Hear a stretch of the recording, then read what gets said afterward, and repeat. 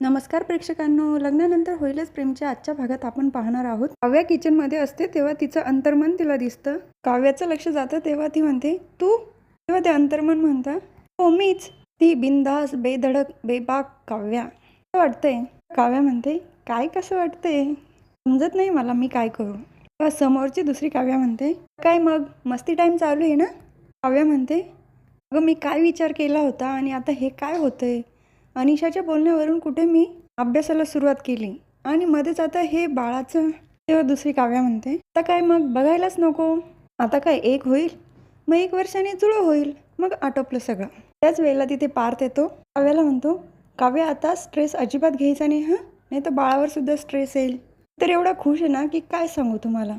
आपल्याला नवीन ओळख मिळणार आहे. कुठेही गेलं ना तर लोक म्हणतील, ते बघा मुन्नूचे बाबा, ती बघा मुन्नूची आई. आपल्याला नवीन ओळख मिळणार आहे. आपण आई बाबा होणार आहोत काव्या. तेव्हा समोरून काव्या म्हणते, त्याला काय जातं म्हणायला.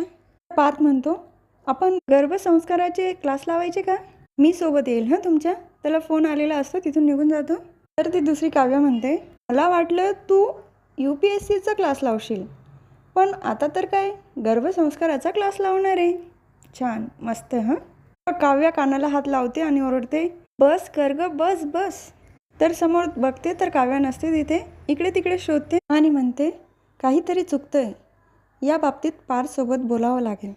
तर जेव्हा उभा असतो तर त्या सगळ्या गोष्टी आठवत असतात की त्यांनी बाळासाठी कशी कविता केली आहे. नंदिनीचं दुःखसुद्धा त्याच्याकडनं बघितलं जात नाही, ते पण त्याला आठवत असतं. जेव्हा पॉकेटमधून मोबाईल काढतो त्याच वेळेला त्यांनी कविता लिहिलेला कागद पण त्याच्यातच असतो. तो खाली पडतो, उचलून बघतो तर त्याला परत त्या आठवणी आठवायला लागतात. तेव्हा तो कागद गोळा करून फेकून देतो आणि तिथून निघून जातो. त्याच वेळेला तिथून वसू आत्या येतात आणि त्यांच्या पायाला तो कागद लागतो. ते उचलतात. आता मज्जा येईल. जीवाने नंदिनीसाठी लिहिली होती ना, तर याच कागदाचा वापर मी कसा करते ते बघा. सगळे डायनिंग टेबलजवळ बसलेले असतात. विक्रम काका म्हणतात, आजचा मेनू काय आहे? तर मालिनी काकू सांगतात, भाकरी, वांग्याचं भरीत, पुलाव, कोशिंबीर, बस का अजून काय करायचं? तेव्हा मिथून काका म्हणतात, बहिणी दुधी भोपळ्याचं मटण पण आहे सांगा. तेव्हा मालिनी काकू म्हणतात, अहो गप्प बसा. सगळं हसतं खेळतं वातावरण असतं. त्याच वेळेला तिथे वसू आत्या येते. जीवा आणि नंदिनीचं जेवढं कौतुक करावं तेवढं थोडंच. नंदिनी आपल्या बहिणीची किती काळजी घेते खाण्यापिण्याची, आणि जीवाने तर कविताच लिहिली आहे. जीवा वाचून दाखवशील तू स्वतः? जीवा वसू आत्यांकडे बघतो. त्याची काही वाचायची इच्छा नसते. नंदिनी त्याच्या हातावर हात ठेवून शांत व्हायला लावते आणि कविता वाचायला लावते. आणि काव्या पार्थला म्हणतात, तुम्ही लक्ष द्या बरं का, तुमच्यासाठी लिहिलेली जीवाने कविता. तर जीवा कविता वाचायला सुरुवात करतो. इवल्याशा पायात पैंजण होऊन रुंजूनशी, आधी आई म्हणशील की बाबा म्हणशील, भानुल्या हातात काळ्या मण्यांच्या पोती, तुला दीट लावतील घरातली सगळी नाती, पायात वाजत राहील सोन्याचा वाळा, सगळ्यांच्या मनात दरवळेल जिवाळा, दारातल्या झाडासारखा रोज थोडा थोडा बहरशील, आधी आई म्हणशील की बाबा म्हणशील, पालथा होशील रांगू लागशील जरा, हसशील तेव्हा सांडेल चांदण्यांचा. तेवढ्यात तो शांत होतो आणि त्याच्या हातातनं कागद खाली पडतो. सगळेच खूप इमोशनल झालेले असतात हां प्रेक्षकांना. आपल्याला सुद्धा हे ऐकताना खूप भरून आल्यासारखं होतं. जीवाच्या तोंडून तर पुढचे शब्दच फुटत नाही. तर पुढची कविता नंदिनी वाचते.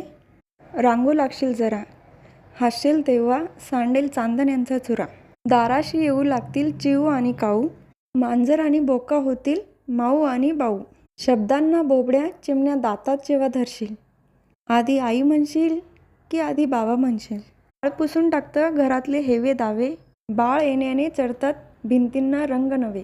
नंतर जीवा म्हणतो, बाळ नुसतं हसलं तरी सरतो सगळा त्रास, सुखदुःखाला येऊ लागतो बेबी पावडरचा वास. तर नंदिनी म्हणते, आम्ही अजून जवळ येऊ जेव्हा तू येशील. तर जीवा नंदिनीच्या खांद्यावर हात ठेवून म्हणतो, आम्ही अजून जवळ येऊ जेव्हा तू येशील, आधी आई म्हणशील की बाबा म्हणशील. मालिनी काकू म्हणतात, अरे वा, खूपच छान कविता केली जीवा, आणि तुम्हा दोघांचं पण खूप कौतुक. तुम्ही दोघांनी मोठ्या मनाने ही कविता वाचून दाखवली. विक्रम काका म्हणतात, अरे टेन्शन घेऊ नका, ही कविता लवकरच तुमच्यावर पण लागू होणार आहे. तर नंदिनी म्हणते, कोशिंबीर राहिली आलीच मी. तिथून उठून किचनमध्ये निघून जाते. त्यानंतर काव्या पण उठून जाते. तर नंदिनी किचनमध्ये आल्यानंतर खूप रडत असते. काव्या पण तिला मिठी मारून रडते. तर जीवा फेऱ्या मारत असतो त्याच वेळेला तिथे पार्थ येतो आणि जीवा म्हणतो, अरे बडे भैया झोपला नाहीस अजून? तेव्हा पार्थ म्हणतो, झोप येत नव्हती. तर जीवा म्हणतो, कशी येणार, बाबा होणार आहेस ना? तेव्हा पार्थ म्हणतो, छान लिहिली होती कविता, थँक्यू आणि सॉरी. तेव्हा जीवा म्हणतो, अरे सॉरी कशासाठी म्हणतो? तर पार्थ म्हणतो, यू नो. तेव्हा जीवा म्हणतो, आय नो. सकाळी खूप आनंदात घरामध्ये शिरला होता. मला त्या दिवसाचा दिवस आठवला जेव्हा मी 12वीमध्ये पहिला आलो होतो आणि पेढे घेऊन आलो. तू आजारी असल्यामुळे 3rd इयरला तुला केटी लागली होती. मला खूप गिल्टी वाटत होतं रे, मी पेढे घेऊन आलो म्हणून. पार्थ म्हणतो, तीच फिलिंग मला आज वाटत होती. तेव्हा जीवा म्हणतो, तो दिवस एक होता आणि आजचा दिवस. निकाल लागतातच पण परीक्षा संपत नाही. तेव्हा पार्थ म्हणतो, मला काव्याला घरात उचलून घरभर मिरवायचं होतं. कॉलनीमध्ये सगळ्यांना पेढे वाटायचे होते आणि बिंबीच्या देठापासून ओरडून सांगायचं होतं, मी बाबा होणार आहे. पण माझ्याच आनंदाचं मला आता गिल्ट वाटायला लागलं आहे तुझ्या दुःखासमोर. तेव्हा जीवा म्हणतो, मलासुद्धा नंदिनीला माझ्या कुशीत घेऊन थोपटायचं आहे. माझं डोकं नंदिनीच्या मांडीवर ठेवून ढसाढसा रडायचं आहे. पण माझं दुःख आडवं आलं तुझ्या आनंदासमोर. याचं मला खूप वाईट वाटते. पण मी खूप खुश आहे दादा तुझ्यासाठी. तेव्हा पार्थ म्हणतो, मलासुद्धा तुझ्यासाठी खूप खुश व्हायचे. पण हार मानायची नाही हां. माझ्या ओळखीचे डॉक्टर आहे, त्यांच्याकडे तुम्ही जा आणि सेकंड ओपिनियन घ्या. मला खात्री निकाल चांगलाच लागेल. दोघंही मिठी मारतात. तर जीवा म्हणतो, लव यू बडे भैया. पार्थ पण म्हणतो, लव यू टू. पण जास्त जागत बसू नको हां, लवकर जाऊन झोप.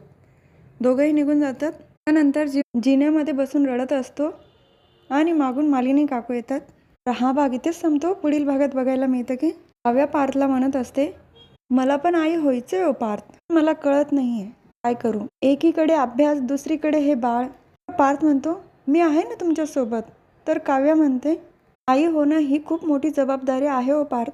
तेव्हा पार्थ म्हणतो, तुमच्या मनात आई होण्याबद्दल काही शंका असेल तर? काव्या म्हणते, तर काय?